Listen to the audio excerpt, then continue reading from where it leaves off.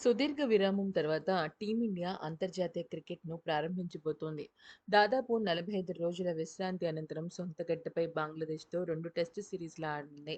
September 19 నుంచి చెన్నై వేదికగా తొలి టెస్టు మ్యాచ్ ప్రారంభం కానుంది. అయితే టీమిండియాకు ఇది చాలా ముఖ్యమైన మ్యాచ్.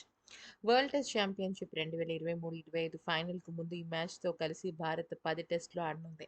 డబ్ల్యూటీసీ ఫైనల్ బెర్త్ ఖరారు కావాలంటే ఈ మ్యాచ్ గెలవడం చాలా కీలకం. అంతేకాదు రోహిత్ చైనా ఏకంగా 92 ఏళ్ల రికార్డును బద్దలు కొట్టబోతుంది. 1932 నుంచి టెస్ట్ క్రికెట్ ఆడుతున్న టీమిండియా అప్పటి వరకు 579 టెస్ట్ మ్యాచ్‌లు ఆడింది. ఇందులో 178 సార్లు సమానంగా గెలుపు ఓటములు నమోదు చేసిన భారత్ 222 మ్యాచ్‌లను డ్రా చేసుకుంది.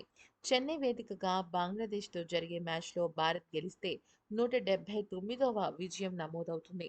అప్పుడు ఓటముల సంఖ్యను అధిగమిస్తుంది. ఇది 92 ఏళ్ల భారత క్రికెట్ చరిత్రలో ఓటముల కంటే టీమిండియా ఎక్కువ విజయాలు నమోదు చేసినట్టు అవుతుంది. ఇప్పటికే చెన్నై వేదికగా జరిగే తొలి టెస్ట్ కోసం 16 మంది సభ్యులతో కూడిన భారత జట్టును బీసీసీఐ ప్రకటించింది కదా! రిషబ్ పంత్ రీ ఎంట్రీ ఇవ్వగా శ్రేయస్ అయ్యర్ ఉద్వాసనకు గురయ్యాడు. రాహుల్ సైతం చోటు దక్కించుకున్నాడు.